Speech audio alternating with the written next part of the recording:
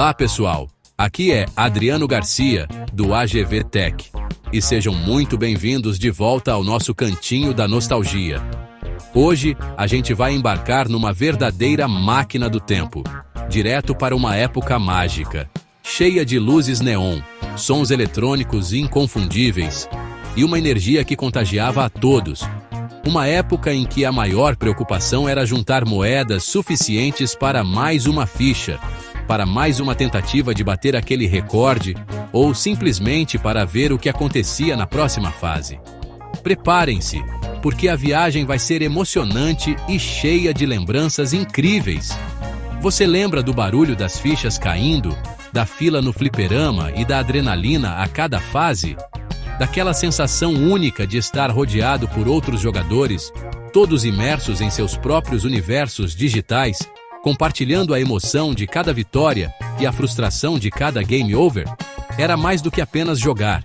Era um evento social, um ponto de encontro, um lugar onde a magia acontecia.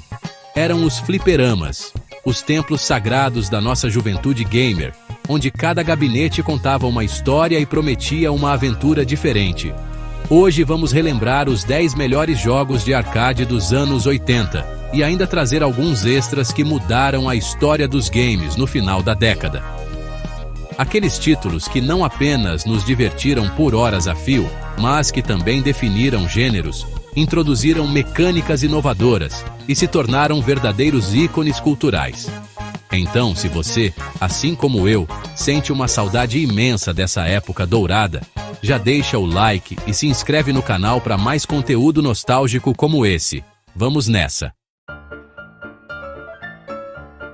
Abrindo nossa lista com chave de ouro, ou melhor, com uma explosão de bolhas coloridas, temos o inesquecível Bubble Bobble, lançado pela Taito em 1986. Quem não se lembra dos adoráveis dinossaurinhos Bub e Bob? A missão era simples, mas incrivelmente viciante: prender os inimigos em bolhas e depois estourá-las. Parece fácil, né? Mas a cada uma das 100 fases, o desafio aumentava, exigindo não só habilidade, mas também muita estratégia, especialmente no modo cooperativo. A alegria de completar uma fase difícil com um amigo era incomparável. A genialidade de Bubble Bobble estava em sua simplicidade aparente, que escondia uma profundidade surpreendente. Havia itens especiais que apareciam, como os doces que aumentavam a velocidade ou o alcance das bolhas, e as famosas letras que, se coletadas para formar a palavra Extend, garantiam vidas extras. E quem não se recorda da música tema? Absolutamente contagiante, ela grudava na cabeça e se tornava a trilha sonora das nossas tardes no fliperama. Em segundo lugar, pisando fundo no acelerador, temos OutRun, a obra-prima da Sega lançada em 1986. Este não era apenas um jogo de corrida, era uma experiência sensorial completa. Sentar no gabinete, muitas vezes com um volante que tremia e até mesmo se movia, com a namorada loira no banco do carona, e aquela trilha sonora icônica da banda SST Band, Magical Sound Shower, Splash Wave, Passing Breeze, era como ser transportado para uma viagem de verão pela Europa. A sensação de liberdade era palpável, e a cada bifurcação na estrada, um novo cenário deslumbrante se revelava. O objetivo não era competir contra outros carros diretamente, mas sim correr contra o tempo, escolhendo seu próprio caminho através de um mapa ramificado que levava a diferentes finais. A Ferrari Testarossa conversível vermelha se tornou um ícone, sinônimo de velocidade, estilo e aventura.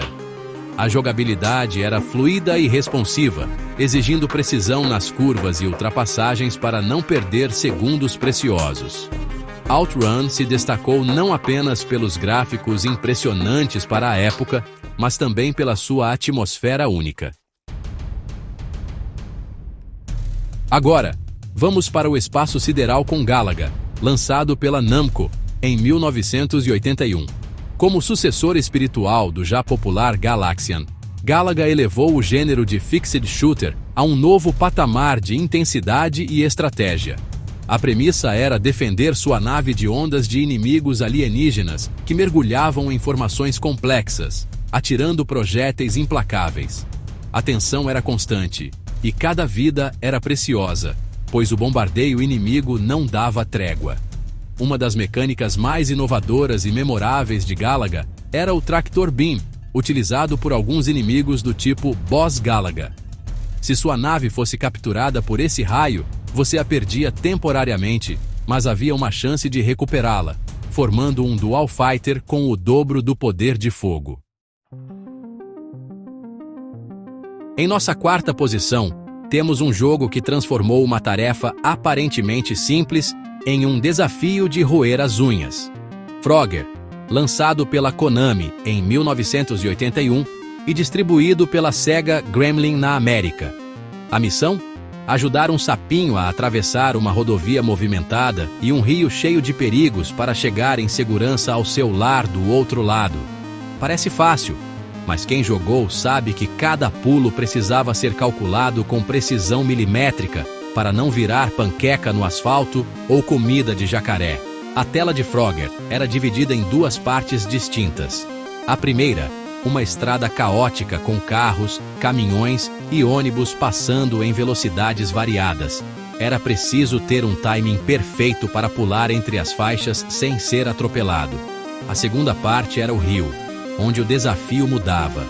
Aqui, era preciso pular sobre troncos de madeira flutuantes e costas de tartarugas, que às vezes submergiam traiçoeiramente, para alcançar um dos 5 lares disponíveis, e cuidado com os jacarés e as cobras. Chegamos ao meio da nossa lista com um verdadeiro peso pesado, um jogo que não apenas definiu um gênero, mas também apresentou ao mundo 2 dos personagens mais icônicos da história dos videogames, Donkey Kong, da Nintendo, lançado em 1981. Neste clássico, os jogadores controlavam o bravo Jumpman, que mais tarde seria conhecido como Mario, em sua missão para resgatar a donzela em perigo, Pauline, das garras do gorila gigante Donkey Kong, que a mantinha no topo de uma estrutura de construção. A jogabilidade de Donkey Kong era inovadora para a época, introduzindo o conceito de plataformas e a habilidade de pular sobre obstáculos e inimigos. Cada uma das 4 fases únicas apresentava desafios diferentes: barris rolando, bolas de fogo saltitantes, esteiras rolantes e elevadores traiçoeiros. Jumpman também podia usar um martelo por tempo limitado para destruir os obstáculos, adicionando um elemento de estratégia e poder temporário. A sensação de perigo era constante, com Donkey Kong no topo da tela, zombando e dificultando a subida do herói. Donkey Kong foi um divisor de águas, estabelecendo a Nintendo como uma força importante na indústria de arcades. Entrando no ringue em nossa 6ª posição, temos o jogo que deu o primeiro soco para o que se tornaria um dos gêneros mais populares dos arcades Street Fighter, lançado pela Capcom em 1987. Embora ofuscado pela sua sequência lendária, o Street Fighter original foi um marco importante, introduzindo conceitos que seriam a base para todos os jogos de luta que vieram depois. Controlando Ryu, ou Ken, para o segundo jogador, os jogadores viajavam pelo mundo para enfrentar 10 oponentes de diferentes estilos de luta. Uma das características mais distintas do Street Fighter original era seu gabinete, que frequentemente apresentava 2 grandes botões pneumáticos sensíveis à pressão para socos e chutes. A força do golpe dependia da força com que o jogador pressionava o botão. Na prática, isso muitas vezes resultava em jogadores esmurrando os botões com toda a força, e não era raro encontrar máquinas com esses controles danificados. Apesar disso, a ideia de golpes com intensidades variáveis era inovadora e adicionava uma camada de profundidade ao combate. Na 7ª posição, temos um jogo que definiu o gênero Beat 'em Up e nos ensinou o poder da cooperação e do golpe de cotovelada Double Dragon, da Technos Japan, lançado em 1987. Assumindo o papel dos irmãos artistas marciais Billy e Jimmy Lee, os jogadores partiam em uma missão para resgatar Marion, namorada de Billy, que foi sequestrada pela violenta gangue Black Warriors. A jornada nos levava por ruas perigosas, fábricas abandonadas e esconderijos sombrios, enfrentando hordas de inimigos. Double Dragon popularizou o modo cooperativo para 2 jogadores em beat'em ups, permitindo que amigos unissem forças para limpar as ruas. A variedade de golpes era impressionante para a época. Socos, chutes, voadoras, agarrões, joelhadas e, claro, a icônica cotovelada para trás, que era uma ferramenta essencial para lidar com inimigos sorrateiros. Além disso, era possível pegar armas dos inimigos ou do cenário, como facas, tacos de beisebol, chicotes e até dinamite, adicionando mais variedade e estratégia ao combate. Os inimigos eram memoráveis, desde os capangas básicos como Williams e Hopper, até os brutamontes como Abobo, que impunha respeito com seu tamanho e força. Chegando com força total na 8ª posição, temos Final Fight, da Capcom, lançado em 1989. Se Double Dragon estabeleceu as bases do beat-em up, Final Fight o aperfeiçoou e o levou a um novo nível de intensidade e polimento gráfico. A história era clássica.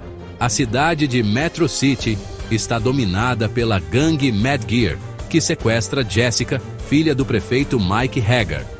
Hagar, um ex-lutador profissional, se une a Cody, namorado de Jessica, e Guy, amigo de Cody e mestre em ninjutsu, para resgatá-la e limpar a cidade.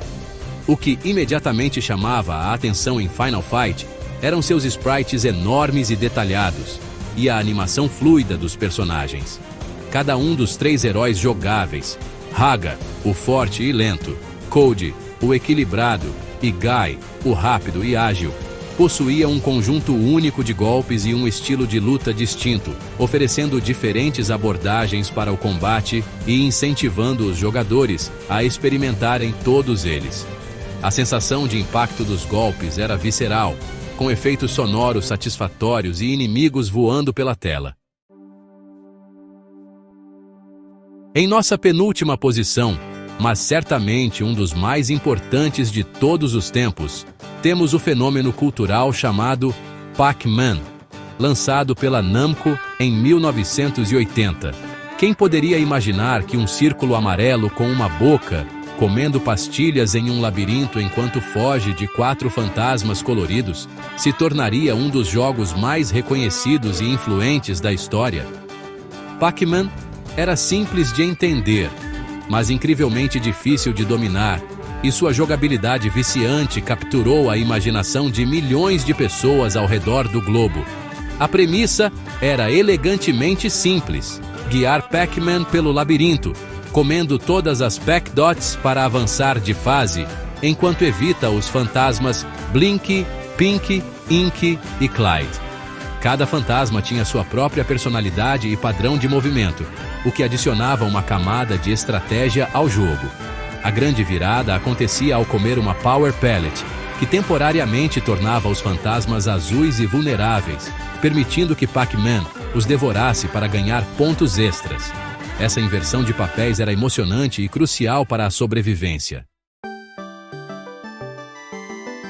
E no topo da nossa lista, o jogo que, para muitos, é o marco zero da era de ouro dos arcades, Space Invaders, lançado pela Taito em 1978.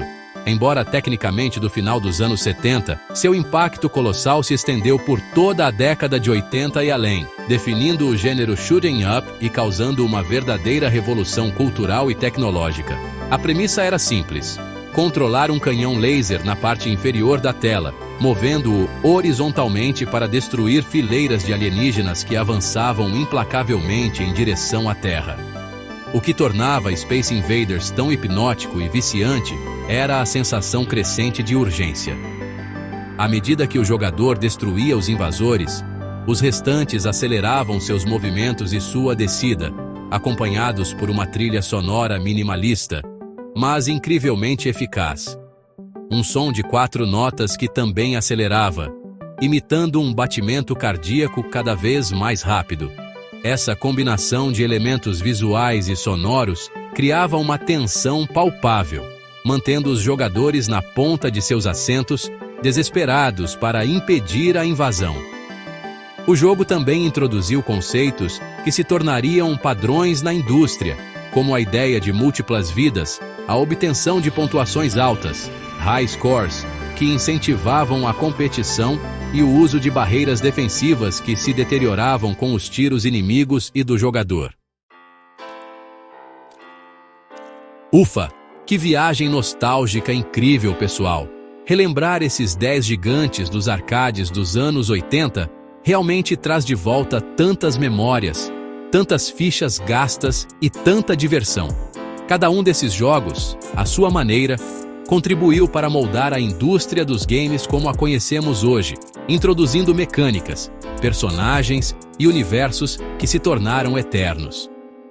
Desde a fofura estratégica de Bubble Bobble até a tensão espacial de Space Invaders, foi uma década de ouro para a criatividade e inovação nos fliperamas. Espero que vocês tenham curtido essa jornada tanto quanto eu. Agora, para fechar com chave de ouro, vamos falar de 3 jogos que chegaram no finalzinho dos anos 80 e início dos 90 e mudaram tudo. Esses títulos pegaram o legado construído por esses pioneiros e o elevaram a um novo patamar, especialmente um certo jogo de luta que revolucionou completamente o gênero e causou filas gigantescas nos fliperamas, além de outros que refinaram a fórmula dos beat-em ups e dos jogos de plataforma de maneiras surpreendentes.